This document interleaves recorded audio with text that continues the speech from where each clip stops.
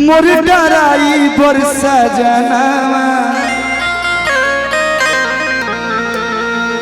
हमारे वो गाना रहे बहुत बचपन में, सुनीला देव घर में लागल बा मेला। हाँ भैया अरे बैठ जाइए, चलो बोल बोल। वही गरीब से हमने के देवघर आवत नहीं जाए 2008-9 से, लेकिन 2012-13 से वो ऐसा नाता जुड़ल बाबा से कि अब लागेला कि बस ऐसा ही आवत रहो जीवन भर। गाड़ी लेके बढ़िया से बैठ, पीछे नहीं दिख रहा है, बैठ के भी वीडियो बन सकता है बाबू जी। कामरा लेके बढ़िया से जाई हो कि मोर डराई बरसा जनावा। ये गाना सुने ना आप लोग, सुनले वाले लोग, तो मोर डराई बरसा जनावा।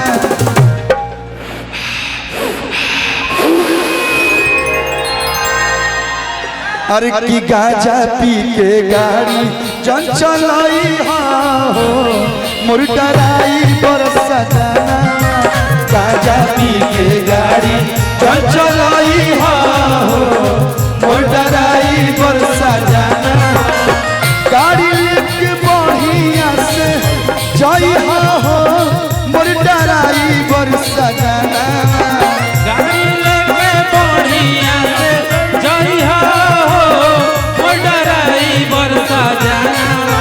अरे कमर लेके बढ़िया से जाई हो मोर डराई बरसा जनावा।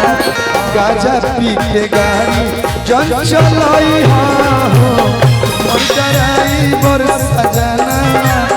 गाजा पी के गाड़ी जन चलाई हो मोर डराई बरसा जनावा।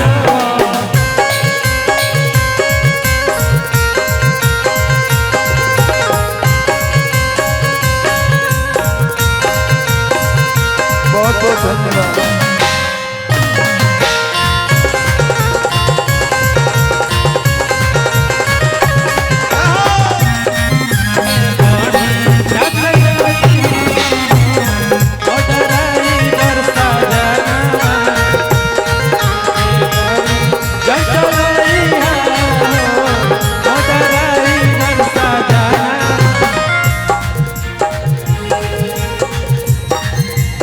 ले जात बड़ भंगिया और भंगिया के चढ़ावे हो।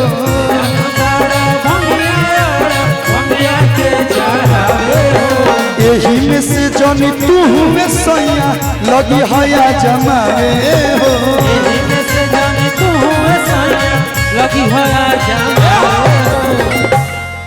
कलुआ के गाना बहुत कमे लोग हमारे के गलती से अरविंदो कहेला, नहीं तो सब कोई कलू भैया, बहुत कम लोग। अरे कलू भैया छोड़िए, जौन कलुआ में प्रेम बाबू और कहीं नहीं का भैया।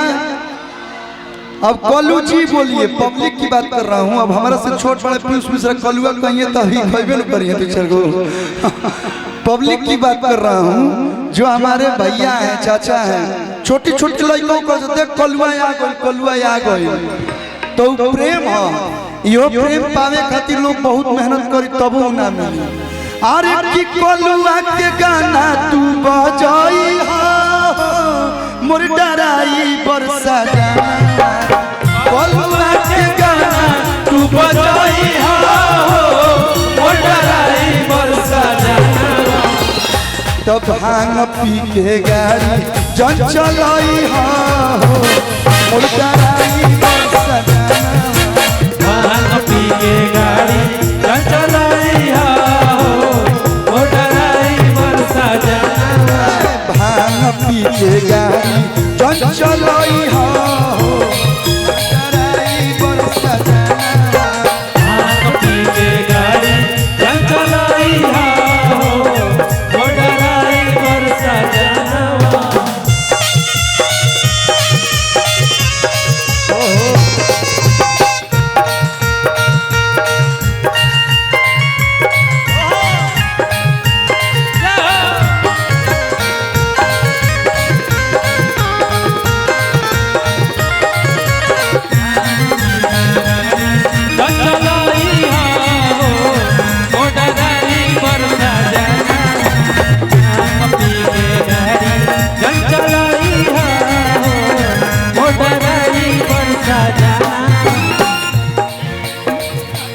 राज के गुरु जी। अच्छा, गुरु जी के आशीर्वाद हम लोग बहुत बहुत धन्यवाद। ऐसे ही आपके प्यार बनल रहो, और क्या चाहिए। भैया ये मंच के पास आप लोग खड़े हैं, अच्छा नहीं लग रहा है। बहुत सारे माता बहनें पीछे खड़ी हैं, बैठिए आप लोग प्लीज। आप लोग खुद समझदार हैं, ऐसे करिएगा तो कैसे होगा बताइए। आप ही के जैसा तो बहुत लोग हैं। आप लोग बैठ जाइए, सामने जो लोग भी खड़े हैं। भैया आप लोग नहीं बैठिएगा तो इस गीत के बाद भैया को हम भेज देंगे। नहीं, पीछे भी माँ बहन सब देख रही है, सिर्फ भैया आपके लिए नहीं आए हैं। प्रशासन से निवेदन है कि लोकल जितने भी है सबको बाहर कीजिए। आप लोग बैठ जाइए, पीछे भी माँ बहन सब देख रही है। आपको कष्ट हो रहा है, आपसे ज्यादा उनको भी कष्ट हो रहा है। वो भी बड़े भैया को देखने के लिए आई हुई है। भैया बैठ जाइए, बैठ जाइए। और कटोरिया प्रशासन से निवेदन है कि आप, हाँ लीजिए सर। थैंक यू भाई, थैंक यू। बोल बोल। हेलो, आप लोग से निवेदन है, अगर आप लोग प्रोग्राम प्रेम से देखिएगा, देखने देंगे तो कृपया बंद करवा देंगे। आप लोग प्रेम से बैठ के देखिए। बैठो ना भैया, बैठो ना। हम लोग बंद करवा देंगे। बैठ के देखिए आप लोग प्रोग्राम।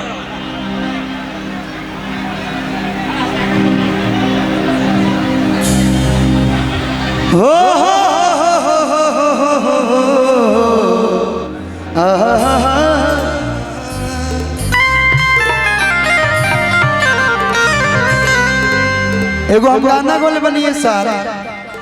आजकल चकरा के 10, 20, 30, 40 हजार लाख रुपया हो जाता है।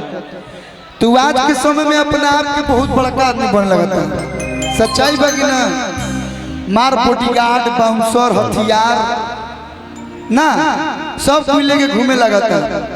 लेकिन जैसा कर्म कीजिएगा, अगर आप अच्छा कर्म किए हैं तो आपका बाल बाका नहीं हो सकता है।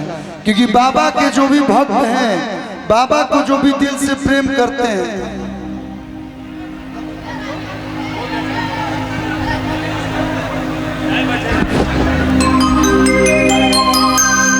वो सब खड़े रहने के लिए आए। इतना बढ़िया व्यवस्था, कोई बैठेगा ही नहीं। आजकल चुनाव चलता, सब कोई खड़ा होके खातिर भगुआइल बा। ताई त्रिशूल देखनी है तो हमरा एगो गाना याद पड़ गई। सब केहू बन ताई ही जबाहू बोली। कतनो पैसा रुपया हर हथियार बा, लेकिन इनसे बड़ा कोई नहीं है। क्या भैया, बाबा से बढ़ के बा हो। सब केहू बन ताई ही जबाहू बोली।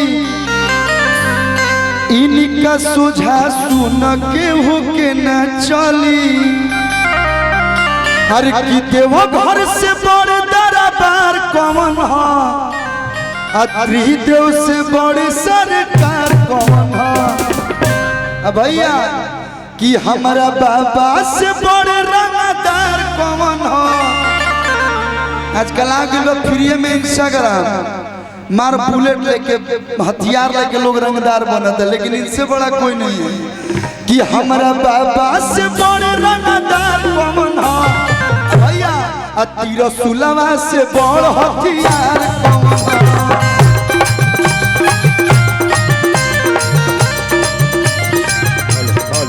कि हमारा बाबा से बड़े रंगदार कौन है, त्रिशूलवा से बड़ हथियार कौन है। लेकिन भैया एगो गाना याद करो। एक तो में भूखल बानी, अरे सावन सोमारी। देव घर जाए के दूजे, अरे कोई तैयारी।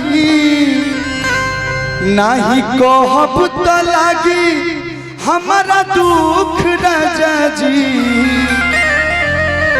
नहीं कहब त लागी अरे हमारा दुख राजा जी। तकराई दी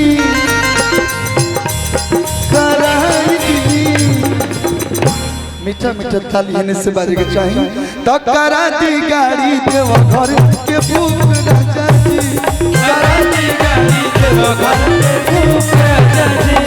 करा दी गाड़ी देव घर के भूख राजा जी। करा दी गाड़ी देव घर के भूख राजा जी। एक तो में भूखल बानी सावन सोमारी देव घर जाए के दूजे कहनी तैयारी।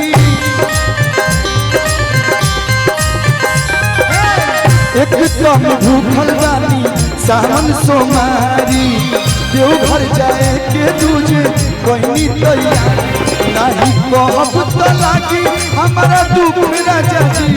नहीं कहब तो लागी हमारा दुख राजा जी। तो कराई दी तो करा दी गाड़ी देव घर के भूख राजा जी। करा दी गाड़ी देव घर के भूख राजा जी। करा दी गाड़ी देव घर के भूख राजा जी। करा दी गाड़ी देव घर के भूख राजा जी।